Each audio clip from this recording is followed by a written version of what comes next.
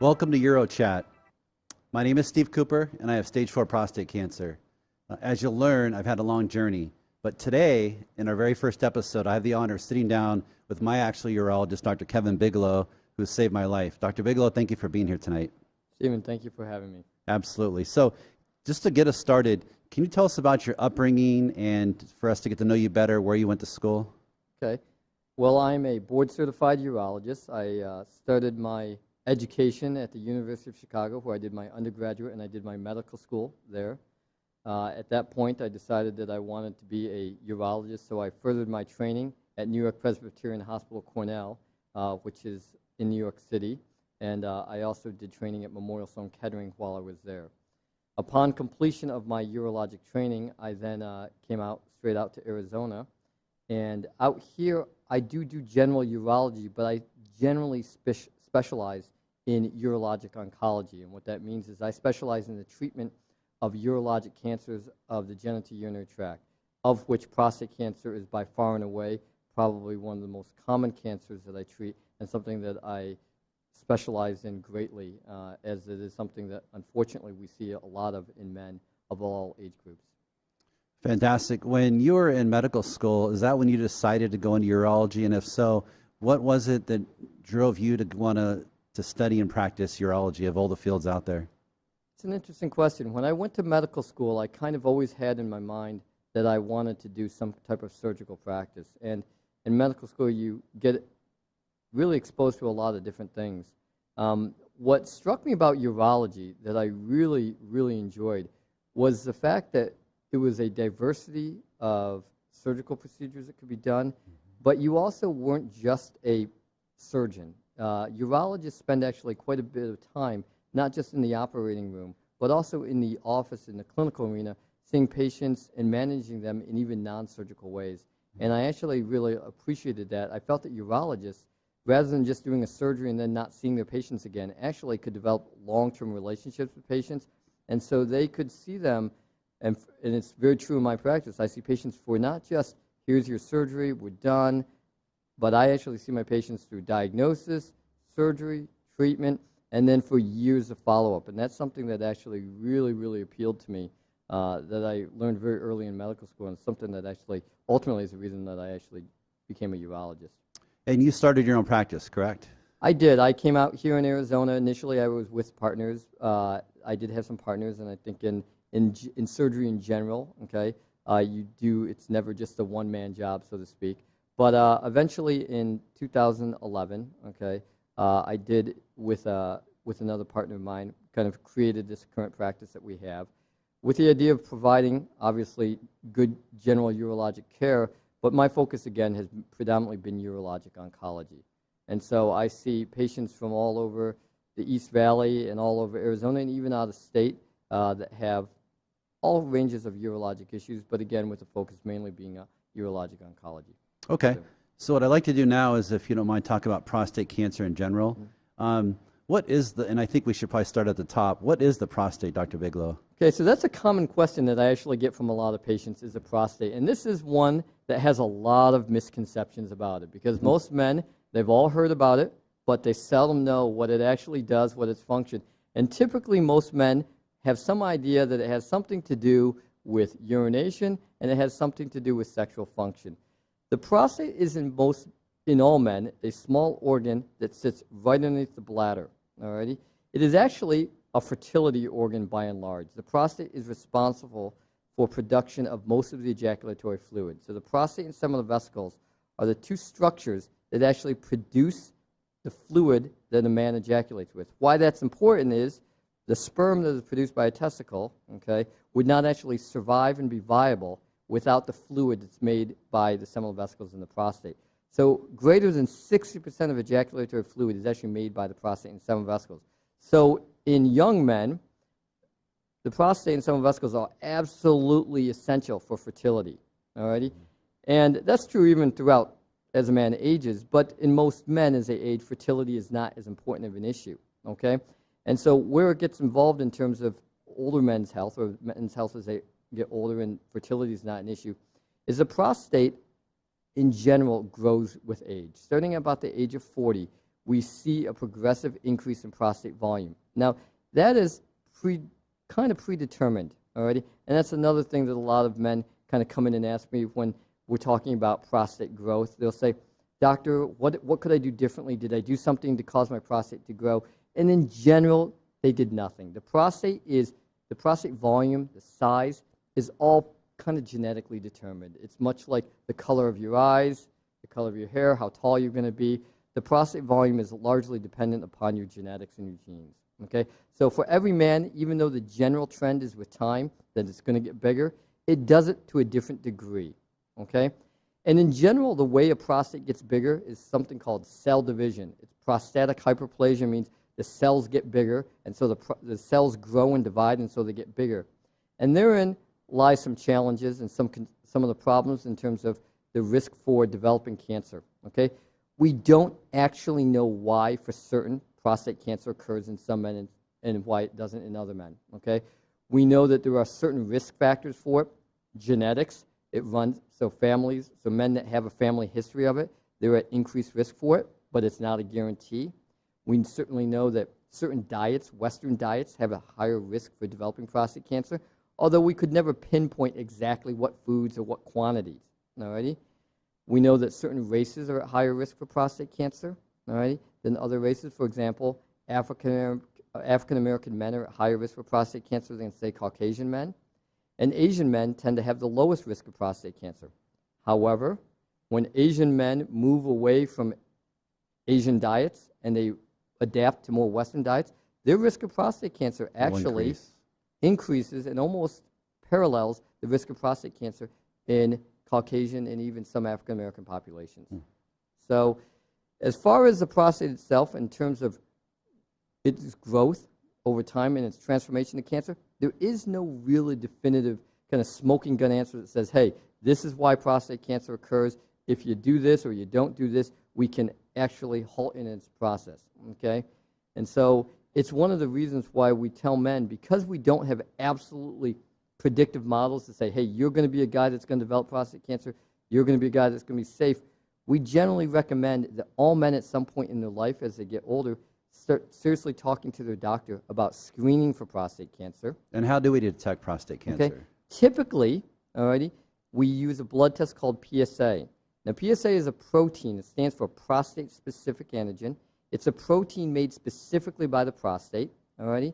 And so that is what we typically use for prostate cancer screening. Now, PSA really became popular in the 90s, kind of early 90s and 2000s. Before that time, alrighty, before PSA came out, prostate cancer was a really, really, really significant public health crisis almost, because it's by far and away the most common cancer in men. And prior to the PSA era, we did not have a way of detecting it early. We didn't have a screening tool. So most of the men that presented came in with symptoms. And unfortunately, symptoms often mean that it's advanced. And we typically would find it either because someone had a mass on their prostate, which usually meant it was advanced, or they were having symptoms, such as pain in the bone, which meant it's already spread to the bone, or difficulty peeing, which again, difficulty urinating, suggesting that, hey, this may be more advanced than just someone where we detect it before they have any symptoms. Alrighty? So this is why we often call it the silent disease or silent killer? It is, absolutely. Okay. Early on, alrighty, unfortunately, there aren't going to necessarily be symptoms, alrighty, which is one reason why we certainly do tell men, if you have any kind of urinary concerns, any kind of changes in your urination over time, it's not something that we recommend that you just ignore. We actually recommend that men with any type of urinary symptoms go in and talk to your doctor. Maybe they'll refer you to a urologist, but in the very least, talk to a healthcare professional about having that evaluated. And when we talk about urinary changes, can you mind getting really specific on that? Because I think a lot of guys just think that if I go to the restroom 7 times a night, that's a change, but I don't think it's that significant. Is that correct? Well, I think urination is very different for everybody, and how they interpret it. For one patient, waking up to go to the bathroom once a night may not be an issue. For another person, that may be a significant issue. There are certain things that are very obvious, okay? Someone that is struggling to urinate, can't empty their bladder, that's obviously a big sign that they should definitely seek help, okay? But in general, people kind of, particularly when they're young, they kind of have a typical bathroom pattern they have during the day and even at night, okay? And I would argue that it's tough to recognize it sometimes because these changes can be gradual, alrighty? But I would tell men, certainly when they start hitting that age of at least 40, that they should kind of pay attention. How is my urination different? Am I waking up more at night? Am I not just waking up once, but now I'm waking up 2 or 3? Am I standing at the urinal to initiate my stream and it's taking a lot longer? There are certainly obvious things like blood in the urine, infections, okay? Those are things that you automatically should have evaluated Absolutely. no matter what by a healthcare professional. But sometimes it could just be subtle things like, you know what? Over the years, it's just tougher for me to go to the bathroom. I'm going more frequently. Rather than getting a warning that I have to go to the bathroom and be given time, I got to go immediately, that sense of urgency. These are not necessarily absolute indicators that you have prostate cancer, but they are changes in urination that should tell you, you know what, maybe I should see a healthcare professional. Not maybe, I should go see a healthcare professional to talk about this. In large, for most men, without trying to create any alarm, these are signs of just kind of an enlarging prostate, changes in the bladder, and they can be very easily managed, sometimes with medications, sometimes they don't even need to be. But in the very least, they allow a man to engage in a dialogue with a healthcare professional so that they can get evaluated, and part of that is always discussions about prostate cancer screening, for sure. That's a great point. I recall the year leading up to my diagnosis. Prior to that, I never would wake up in the middle of the night to use the restroom. But that year prior to my diagnosis, I started waking up just one time a night to go to the bathroom. And so that one change could be significant, I guess. Yeah. And that's one of that is important to change. And there's something we talk about screening for prostate cancer versus actually working somebody up that's symptomatic. And so we have a lot of guidelines in medicine and a lot of different kind of governing boards in the field of medicine that kind of help educate physicians and patients alike in terms of how we screen for various cancers, how we treat various things. Screening for prostate cancer has actually been fairly controversial over the last 10 years already. There have been a lot of different trials looking at whether or not we're really helping men by screening for prostate cancer. And unfortunately, there have been some interpretations of the data that have suggested that maybe we shouldn't screen for prostate cancer the way that we once did. And as much as I think that we live in a society now where, yes, we need to be cost effective, we need to think about the impact of what we're doing and how it's affecting the overall care that we deliver in medicine, already, I think that unfortunately, as we move away from screening, okay, and there were some guidelines to suggest maybe we don't need to screen as much, okay? And what screening means is it's important to know that it means taking asymptomatic patients, taking men and just saying all men over a certain age, we're going to do a PSA or a blood test or a rectal examination. And what age would you recommend that age? So we typically, the American Urologic Association guidelines say at a minimum at the age of 55, okay, we should start screening men already, or you should have that discussion with men to screen at a minimum at the age of 55. However, this is it's very important to note that this means for asymptomatic men. This means men that are having no urinary symptoms, okay, that are just into their doctors. Maybe they're being followed for cholesterol, high blood pressure, and just automatically screening, okay? This is very different than when we talk about a patient that actually has urinary symptoms. And I think that's really important, okay? Is screening means we're talking about looking for prostate cancer in men that have no urinary or urologic issues, okay? In men that actually have any kind of changes in urination, they are no longer asymptomatic men. They are men that, in my opinion, absolutely mandate an evaluation for prostate cancer. They need to have a rectal examination. They need to have their PSA checked already. And now it's diagnostic, correct, as opposed to being a screening? It's not screening. It is part of the diagnostic workup. Okay. Yeah, it's not, because screening really refers to taking large populations of asymptomatic men and checking them for prostate cancer. Men that have actually urinary symptoms, it's no longer, as far as I'm concerned, screening. Now we're actually looking into diagnosing and looking at the root and saying, what's causing these changes? Making sure that this is not a malignant process versus just a benign process. Okay. So you recommend men at 55 should start getting screened. Are there certain populations where you would alter that number? In general, we historically used 50 to 55 for asymptomatic patients. Symptomatic patients, I recommend that they get screened, that they get a PSA check and rectal examination at a minimum, even if they come in at the age of 40, even if they came in at the age of even in the late 30s, okay? In the very least, that's part of an exam and evaluation on somebody with symptomatic urinary symptoms or symptomatic urinary problems. Sure. As far as high-risk populations, anyone with a family history of prostate cancer, we absolutely recommend that you start screening at the age of 40, okay? High-risk populations, African-American patient populations, we usually recommend to at least have that discussion even in the 40s, okay?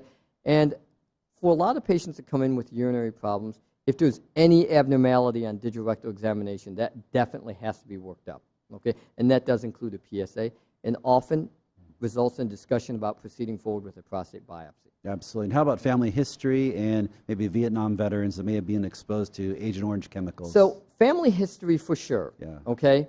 As far as veterans that are exposed to Agent Orange and things and various chemical carcinogens, the data is very unclear on that, okay? And we generally think, certainly, that we do know that carcinogenic exposure increases the risk for a variety of malignancies. Prostate cancer, it's not so clear, okay?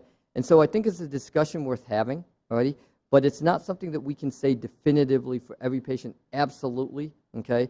This exposure will automatically equate a diagnosis of prostate cancer. Absolutely. But I think it's a discussion to have because I do think that the exposure, beyond just prostate cancer, there are other risks involved as well that I think that men and women that have been exposed to those, they should be talking to healthcare professionals about. And the family history, that's just tied into genetics. That's which you tied, alluded to particularly earlier, men which- who have a first-degree relative. That means Okay. a brother, a father, Father. an uncle, okay? These are men that we consider to be higher risk for prostate cancer. And have you noticed any trends in prostate cancer diagnosis lately? For example, are younger men being diagnosed in your practice, older men? Anything you're noticing as a trend? As a trend in general, okay, and this is kind of when we can looking at the pre-PSA era already, we generally found men with advanced prostate cancer before PSA already. When PSA took off in the 90s and really in the early 2000s, we noticed a dramatic trend to where we're diagnosing men with earlier stage prostate cancers, okay? And in some of those cases, there was a concern that maybe some of the prostate cancers that we were diagnosing were so early that they may never actually cause problems, particularly in older patients. And so over time, we've begun to see that some of the primary care physicians, and maybe even urologists alike, have moved away from PSA screening. And what we're actually beginning to see, okay, and this is not only my personal experience, but even national trends, is we're actually seeing more men coming in with higher stage prostate cancer, meaning more advanced prostate cancer. As we move away from PSA screening, okay, we're probably going to see less diagnoses of early prostate cancers and more diagnoses of more advanced prostate cancers, which is certainly concerning, alrighty? We know for certain that one of the benefits to PSA screening, okay, is early detection, which can lead to early treatment, which often leads to early treatment, and we do believe potentially leads to better survival benefits. And I also argue, even beyond the survival benefits, it actually results in my opinion, earlier treatment allows us to offer less radical surgery, less radical treatment options, which often impact quality of life a lot less than more radical treatments if someone has more aggressive and later prostate cancer. And to your point about early detection, can we talk about the cure rates? Because this is a disease that you can actually, you can beat the crap out of it, can't you? We absolutely, really I think can. that's probably the best way to put it. Yeah. I mean, the cure rates for prostate cancer in general, for men with prostate cancer, it's generally considered, in this country, there's going to be about 250,000, around 250,000 men diagnosed with prostate cancer a year, okay? Of that, all right, there's about maybe 25 to 30,000 deaths per year from prostate cancer, okay? Again, that's a dramatic improvement compared to the pre-PSA cancer screening era, but again, still too high as far as I'm concerned, okay? There's cure rates, meaning the ability to treat men with prostate cancer and see a 15 to 20-year cancer-specific survival should be in the high 90s in men with stage 1 to stage 2 prostate cancer. That means men where the prostate cancer has been caught early enough that it's truly confined to the prostate, okay? Locally advanced prostate cancer, where it has not spread diffusely, can still potentially be cured, but it's going to require much more radical therapy, alrighty? And then obviously stage 4 prostate cancer is where the cancer is spread well beyond the prostate. It's what we consider metastasized. That isn't potentially curable, although I think the treatments have gotten much better. We're still working on them.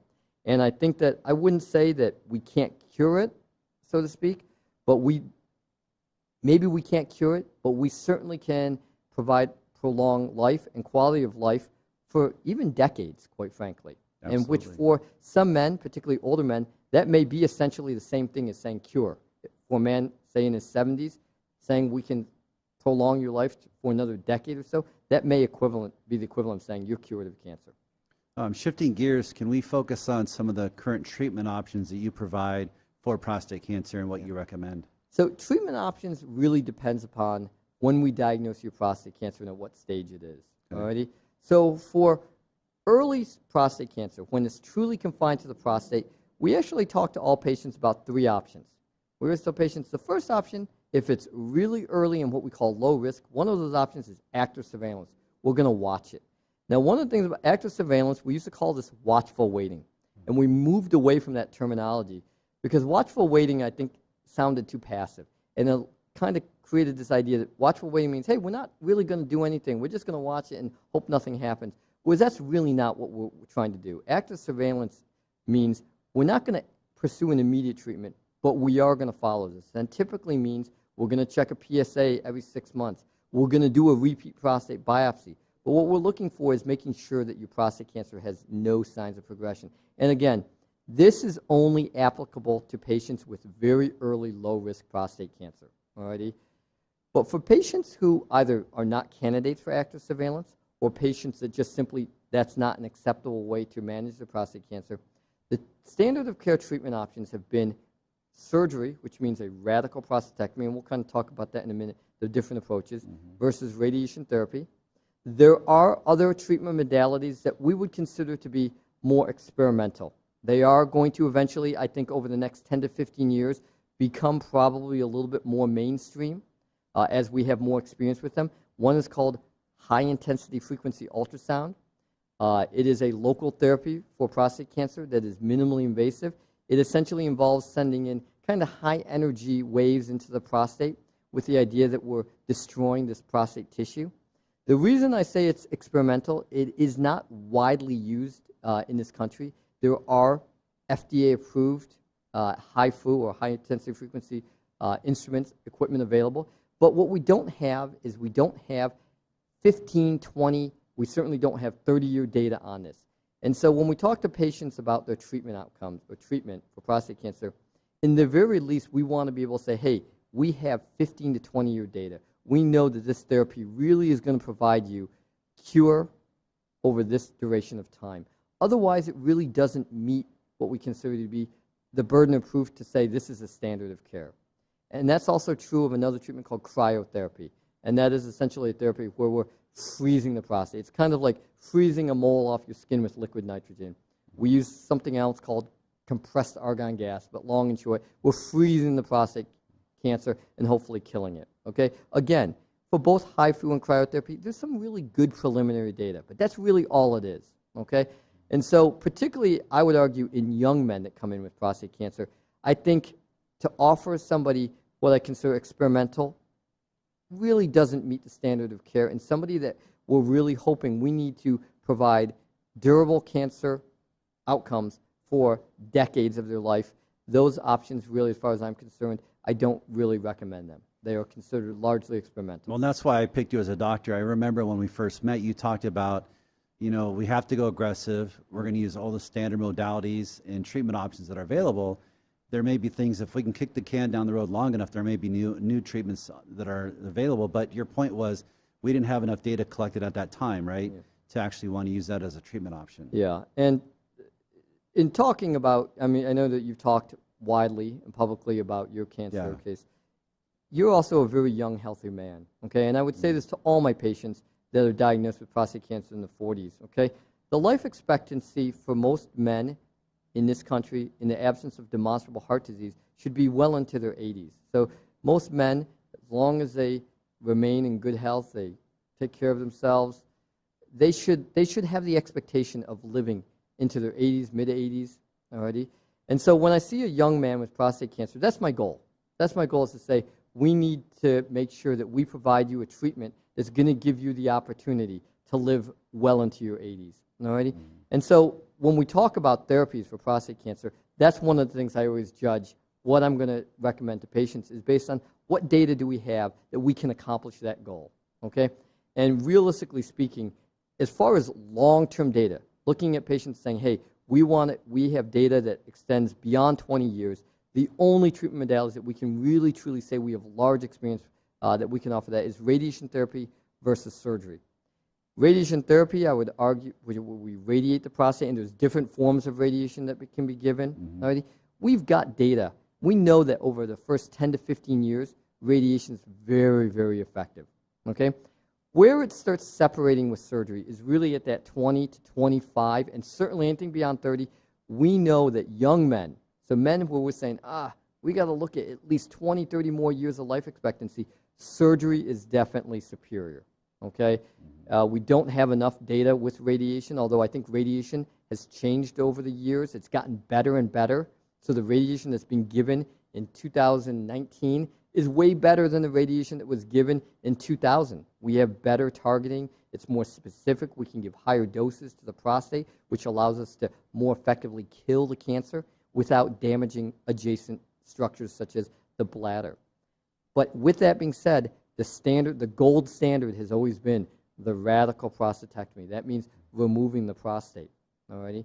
It is done in many different ways. There are actually many different ways to remove the prostate.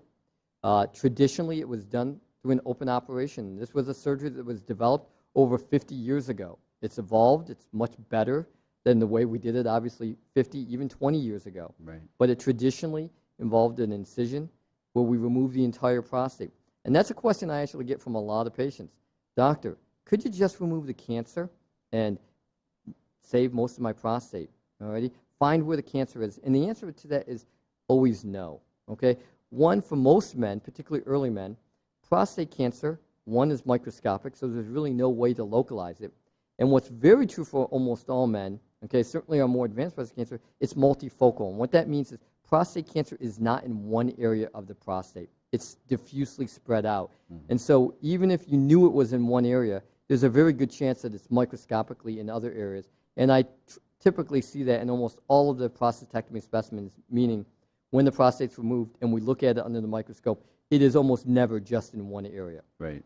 So the prostate really needs to be removed in its entirety. And then what goes through your thought process when you decide to remove the pelvic lymph nodes? So I remember, like, for example, in my case, the screens did not show any metastasis, but once you got in and you took the lymph nodes out, it had spread. What is that decision that you have to go through the process to decide whether or not to remove those lymph nodes? Okay.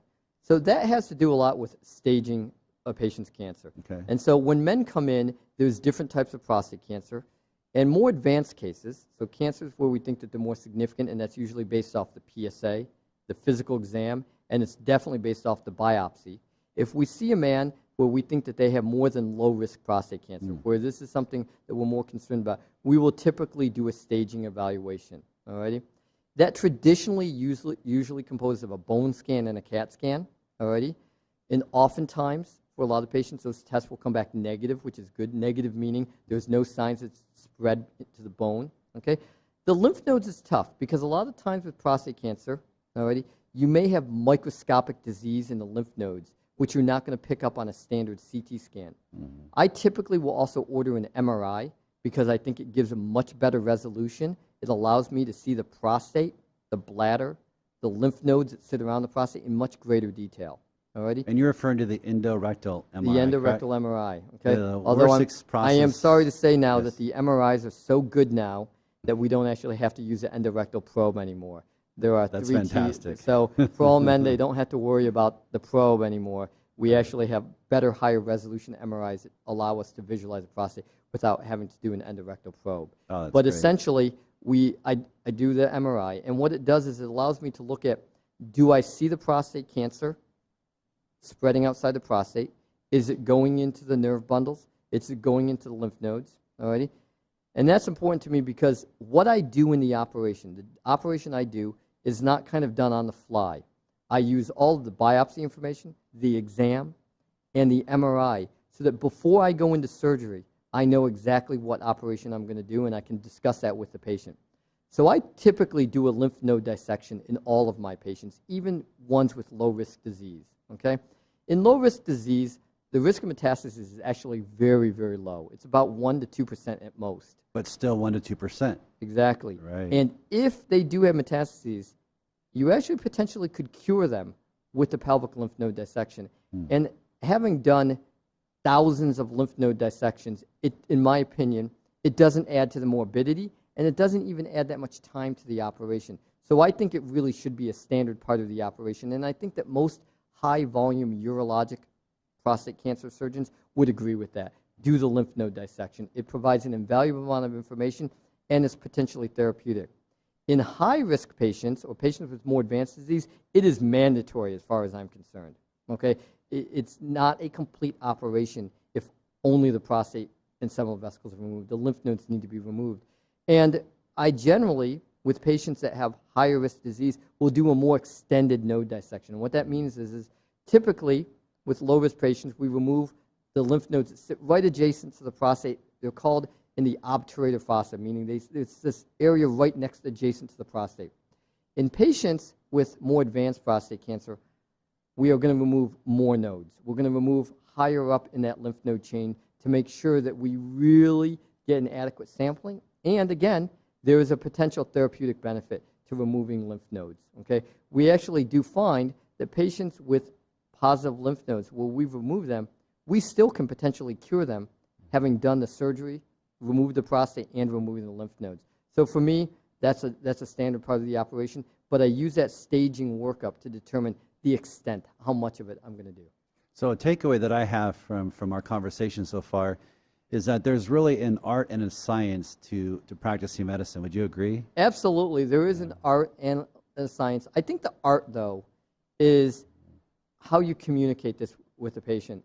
Because I hope that most doctors and most urologic surgeons out there are trying to use as much of the science and data as possible. Okay? There's patients, at the end of the day, I'm a big believer, need information. They need to know what their options are. Okay? They also need a little bit of guidance as well. Alrighty? But ultimately, I want to empower patients to make the decisions for themselves because they do have options. There are some times, and I would argue your case was clearly one of them, where I think the options are pretty clear-cut in terms of what should be done. What are the best options? There are some cases where, particularly in young men, where I think, hey, this really is the way that we should do it. Even though the textbook may not specifically specify exactly what to do, because you really are working in gray areas often, correct? There are some times where there are some gray areas, alrighty, but I do think that we have a sufficient amount of data where we can provide fairly good guidance in terms of what to do, alrighty? And so that's, again, what I think all good urologic specialists, all good doctors in general, it's our responsibility, keep up on the data, alrighty? And to allow us to actually provide that kind of education so that patients can really be informed and help make what we call informed decisions. My Dr. Bigelow, my father was a pathologist, and I would always, call him Curious George because he always wanted to know why something was happening, not even in medicine, just in general. The main question I wanted to ask you tonight was, we talked about the art and science, and obviously you've mastered the science through your schooling, the art through the practice, I would argue. Is there a third element? Is it curiosity? Is it something else that you feel makes you a great surgeon? Because what we know is you produce some great outcomes. And I think there's got to be an explanation for that, if that makes sense. Well, I think it's experience, dedication to the craft. As a surgeon, and I think that particularly urologic oncologists dedicate themselves to this field. And I think almost most doctors do. Okay, they really do. They show a devotion. You go into medicine by and large, I'd like to think, because you want to help people, you want to do something to make people's lives better. Alrighty, and when you become a surgeon, I always believe that you need to be available to your patients as much as humanly possible and dedicated. And so I always kind of tell patients, my dedication is not only to just you, but to all my patients, is to provide them all of the even cutting edge data. It's to stay up to date. It's to be available, and it's to make sure that I'm experienced and competent to do these surgeries. And so long and short is I've done a lot of these operations. I've taken care of a lot of prostate cancer patients. It's something that I have a real significant interest in. So out of that experience allows me to be able to have, I think, and it is true with prostate cancer surgery in general, the more volume you do, meaning surgeons that have a large experience with this, are definitely going to have better outcomes. Alrighty? And I think that that's probably true of most surgeries, but prostate cancer surgery is a technically challenging operation. The prostate sits deep in the pelvis. It's surrounded by major vessels. There are lots of pitfalls and perils that can happen. Alrighty? And we're aiming for not just cancer cure, but there's some functional outcomes that when you remove a prostate, right, alrighty, that we really care about. Alrighty? And so when men do their research and they talk to the urologists about prostate cancer surgery, they have to be aware of some things that can happen, some outcomes, some side effects from the surgery. So right now, typically when a prostatectomy is done, by and large in this country, 90% of the prostatectomies are now done robotically. That wasn't true 15, 20 years ago, but it's certainly true now. And I imagine as we move forward, I would argue that number is going to get closer to 100% as time goes on. And what that means robotically. All the robotically, students that currently train, are they being trained robotically? they are being trained robotically. And what that means, so robotically means we are doing this surgery. We're removing the prostate, the lymph nodes, through small incisions using a robot that guides us. What I think one of the misconceptions always patients ask me, so this robot here, it does a great surgery. That's not true at all. The robot is a tool, but much like other tools, it can't actually do anything unless there is a human or a surgeon directing the tool. Okay? It had unbelievable utility, but it has to be used properly, which means your surgeon needs to be trained how to do it properly. And most importantly, the surgeon really needs to do a high volume. It's a surgery that I think really shouldn't be done by surgeons that do these periodically. Okay? Once a month probably isn't even enough. It's something that needs to be done regularly in order to gain enough expertise. Because at the end of the day, what we're looking for is we want to make sure that we cure the patient of prostate cancer, give them the best opportunity for cure. And then the two side effects that we really concern ourselves with are urinary control and erectile dysfunction. And just to be clear, Dr. Bigelow, these side effects can happen in the best of cases and the worst of cases. Is that correct? Absolutely. And I think that all urologists, and I know I do, every patient that before we have surgery, I'm telling them, you're going to have some urinary incontinence, you're going to have erectile dysfunction. We hope that it is not permanent, okay? But we know that it's going to happen to some extent in every patient. Many patients will be able to regain these functions over time. And again, over time is very variable. In young, healthy men, it could be very quick return to urinary control, very quick return to erectile function, meaning in the matter of weeks to months.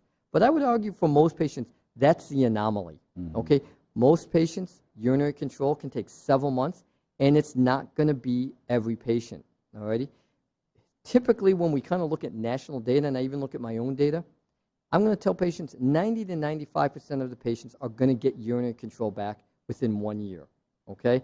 I typically tell patients on average about 3 to 4 months of leakage, okay? That's on average. Younger, healthier men are usually going to get their urinary control back quicker than men that are older and certainly men that are heavier, already. But I tell all of them, I can't tell you with absolute 100% certainty that you're not going to be that, you're going to get that urinary control back. There are going to be patients, 5 to 10%, where even at a year out, they're going to still have problems with incontinence, alrighty?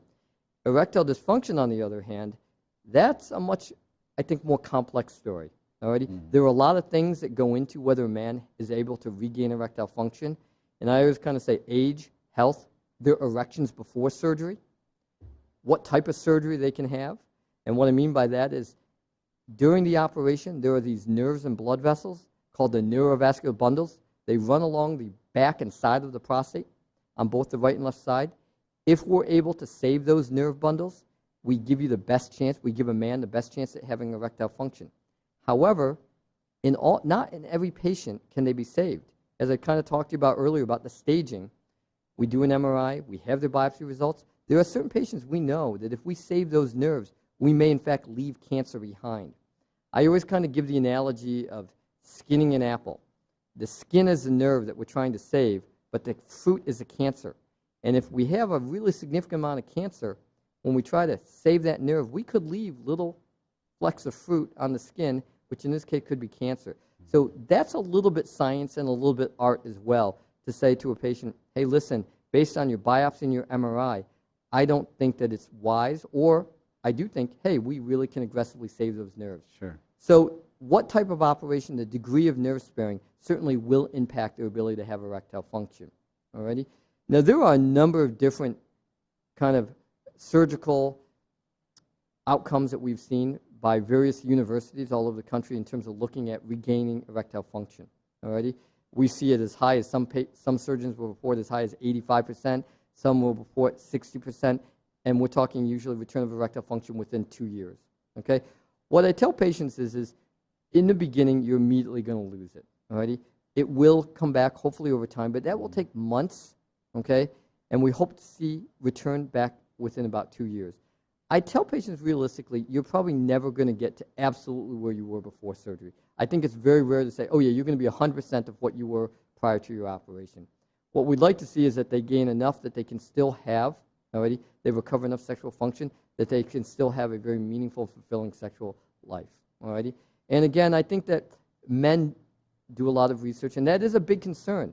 Both urinary control and sexual function is a big concern for men when they think about prostate cancer surgery or just prostate cancer treatment in general. And it's something that I'm always concerned about.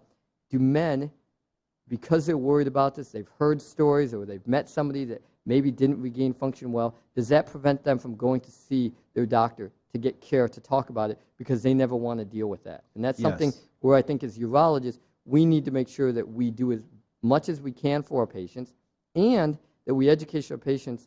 There's a lot that can be done for urinary control and erectile dysfunction, whether men have prostate cancer surgery, and even men that don't have prostate cancer surgery that suffer from erectile dysfunction or urinary incontinence. There are things that can be done. Yeah, as you know, I've spoken with thousands of men since I was diagnosed, and I can tell you, Dr. Bigelow, one of my concerns is that a lot of men tend to be, in my opinion, so preoccupied and focused with the erectile dysfunction and the incontinence that I think they tend to forget about the real battle, which is the cancer itself.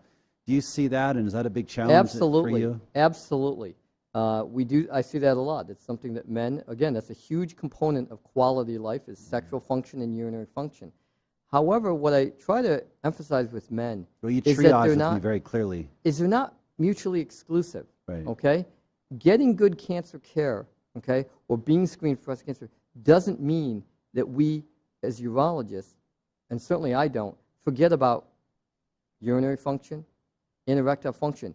We always kind of talk about something called the trifecta. What that means in prostate cancer, among prostate cancer surgeons, is we want to see cancer cure, we want to see urinary control, and we want to see return to erectile function. Right. We hope that all of those will occur with surgery alone, and then over time it will occur on its own. It doesn't always in men. Okay, but there are plenty of options available for men. There are definite things that can be done to help men with urinary control issues and erectile function. So we, as much as it is absolutely important that we take care of the prostate cancer, I make it a very strong point of emphasis with patients. When I see them in follow-up, we're going to be focusing on your prostate cancer care, but we're not going to forget about these other elements of your quality of life, because they're important to you, so they're important to me as well. And in my opinion, you did a great job of triaging, if you will, the trifecta, right? Yeah. Because the cancer is the most important thing, right? It is. So you focused on that, but letting me know and other patients know as well that down the road we'll work on the other issues. Yeah. And is that your approach that you have to have? It is. It's not just down the road, it's even intraoperatively. So before the surgery is part of the staging. So if I see a patient who's got very early prostate cancer, then the preservation of function begins at the preparing of their surgery. It begins at, hey, listen, we're going to preserve nerves. We're going to preserve as much urethral length as much as possible. Okay, these are things that we know that surgically will optimize ability to regain urinary control and optimize ability to regain erectile function. So it does start with the staging, but there are some men, unfortunately, where their cancer does not allow us to be as aggressive about preserving nerves or even urethral length to some extent, alrighty? To which point we know that they are going to potentially have a much bigger challenge regaining erectile function spontaneously and maybe even urinary control. And so there's certain patients I know that even immediately after the surgery, I know based on the surgery that we had to do, that there's going to be challenging issues. And so we're going to work already on focusing on what we can do to intervene early to try and help optimize their outcomes long term. And so we know, unfortunately, as great as we are, as you guys are as doctors, and as great as patients can be with their attitude and trying to stay healthy, there still are some serious side effects that can occur. Can you talk to us about what kind of treatment options are available when a man goes through the treatment of surgery or radiation and then has to have or has incontinence or ED? What can you do to treat those men afterwards? Well, both surgery and radiation can result in erectile dysfunction. Same and urinary incontinence. That's actually true of HIFU. It's true of cryotherapy. Just by virtue of where the prostate is anatomically located, its intimate relationship with the nerves and blood vessels that provide erectile function, its intimate relationship with the urinary sphincter, which allows for urinary control. Any treatment on the prostate for prostate cancer, no matter what it is, has the potential to adversely affect urinary control and erectile function. And as such, I think that any doctor, that any urologist, radiation oncologist, doctor that treats prostate cancer really needs to be prepared on how to treat these kind of problems. So for urinary control, we do have a number of options. First and foremost are the conservative options. We have all men do something called Kegel exercises. These are pelvic floor muscle exercises that kind of help to strengthen the pelvic floor muscles, help men hone in on what the urinary sphincter is so that they can develop strength with it, and hopefully. Now, my opinion is pelvic floor exercises, I think, help to regain urinary control earlier, but I don't think they're going to cure it for every man. Alrighty? But I automatically, so those are the conservative things that we'll do. We'll say, hey, listen, you need to focus on doing these Kegel exercises. And certainly in the early, immediately post-operative period, that's what we're going to do. But when it becomes clear, and I think it becomes clear by the 6 months and certainly by a year, that a man's not going to have urinary control, we first want to discern, we want to diagnose what's causing the incontinence. Okay? Because sometimes incontinence may not be because of sphincteric dysfunction. It could be for something overactive bladder, and we have medicines that can address that. Alrighty? But for most men, it's going to be their urinary sphincter. That is the muscle that's located in the urethra that's responsible for kind of clamping down and keeping the urethra closed and preventing a man from leaking. That's not working well. It hasn't regained the function that we're hoping. And in which case, we're going to provide some kind of option to augment that function. And typically, there are surgical options. There are really two options. Okay? For men that get to that point where urinary control hasn't come back, now we're looking at surgical options. There's a sling that we can put in, alrighty? There's a product here called an advanced male sling that we use. And that's really a product that is great for men who I think have minimal incontinence, okay? So they're using 1 or 2 pads a day? They're using 1, 3 at the most, Okay. in men that have not had any radiation, Okay. These are men who I think these are really the ideal candidates, okay? And when I look at those men, alrighty, the surgery has what I consider to be about an 85% efficacy at 5 years, meaning 85% of the men that get a sling put in already for their incontinence are still going to be happy with their urinary control 5 years out. And even we're looking at data 8 years out, probably true as well. That's fantastic. Okay? Yeah. It is a small surgery already. Not to say that, to diminish the importance of the surgery, but it's not a major operation. It typically takes anywhere between, I would argue, 30 minutes, sometimes up to an hour and a half, depending upon the surgeon experience. There's a little bit of discomfort, but it's usually very tolerable. It doesn't typically need to be done as an inpatient, meaning most patients can go home the same day. What we like about the surgery is typically the results are immediate, okay? Literally, the surgery is done, and within 24 hours, you're usually dry. We typically leave a catheter in for one night. We take it out, and usually most men will say, hey, I'm dry the next day. That's it. It's worked the next day, Wow. okay? And that's a great product, and I think it's something that a lot of men have really benefited from. And does that often need a revision after so many years? Usually not, okay? Wow. I've actually done quite a few, all righty? And I have to tell you, in my experience, it is extremely rare for the sling to need to be removed because it stopped working or caused problems, okay? What we do find, however, is that if the patient isn't carefully selected preoperatively, or the patient chooses that they don't want the other option, which is the artificial urinary sphincter, the sling doesn't necessarily work in patients that are not selected appropriately, okay? And that means, so if a patient's had radiation therapy, their prostate's been radiated, okay, or the prostate bed's been radiated, all right? Or if they're using significant pads. So if I see a patient that says, you know, doctor, I'm using 6, 7 pads a day, or I'm using diapers, okay, their incontinence is severe, they are probably not going to have an optimal outcome with the sling. They'll probably get some benefit, but they're not going to get to the point where they say, hey, listen, I'm almost completely out of pads. And at that point, those are the patients that I'm going to tell them, I think you're going to benefit from an artificial urinary sphincter. Yeah, that was my case. I was in diapers. Yeah. So more than 6 pads a day, wearing diapers 24 hours a day. So you highly recommended and you that, use this again, artificial sphincter. And that was also not only because of the number of pads, but because you also had radiation as well Correct. beyond the surgery. Alrighty. And so for those patients like you, where the incontinence is something where I think a sling is not going to provide enough support to the urethra, we're going to put in an artificial urinary sphincter. And that, again, is also a surgical device. It's been around for decades, and it is a very effective device to help with urinary control. And what it is a device. It's got 3 components to it.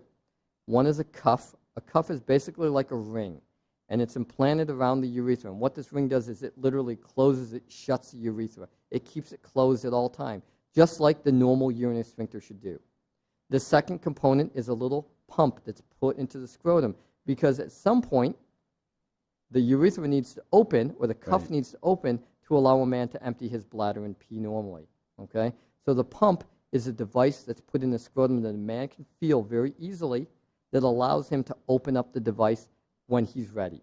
And the third component is a reservoir, and that kind of just allows the pump and the cuff to work properly, okay?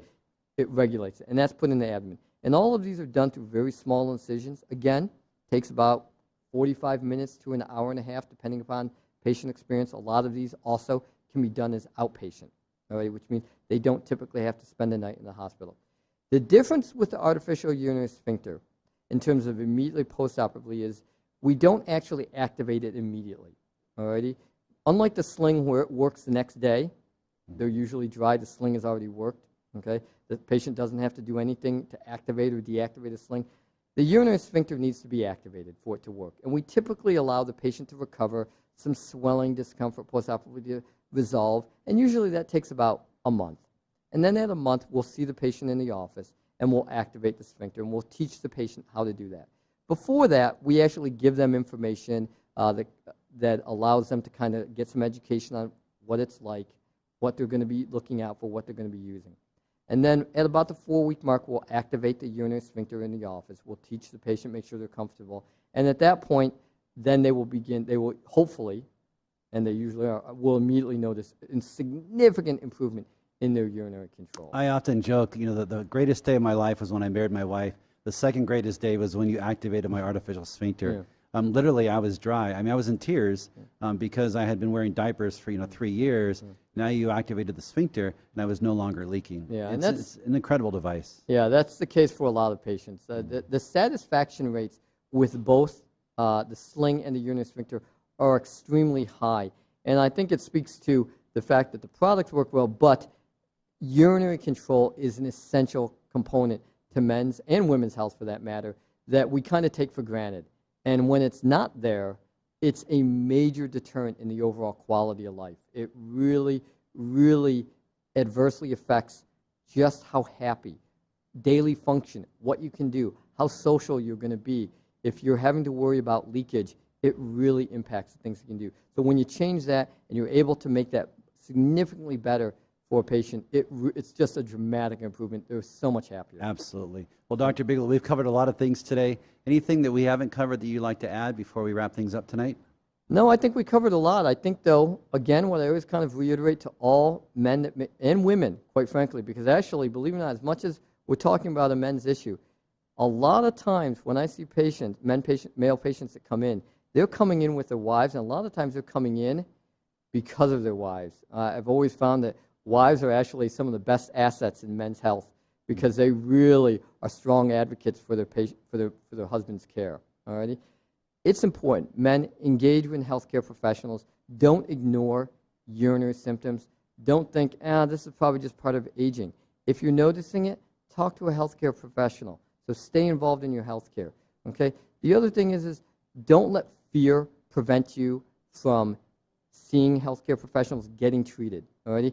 I think that there are a lot of misconceptions about prostate cancer screening, prostate cancer treatment, and then side effects and outcomes and what can be done. I have seen many men who've had prostate cancer surgery decades ago that did not even know that there was an option for their urinary control erectile dysfunction until they saw maybe an ad on TV. They read about it. They heard something. So I support any kind of information that can go out to patients, to male patients, to let them know there are options. Don't be afraid to talk to healthcare professionals about options. Don't be embarrassed about it. This is a very common problem, and there are a lot of options in terms of what can be done.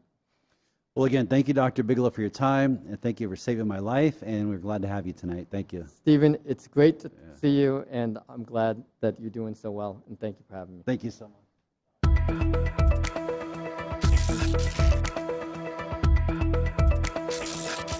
Again, thank you, Dr. Bigelow, for being here tonight. This concludes our first episode of redo that.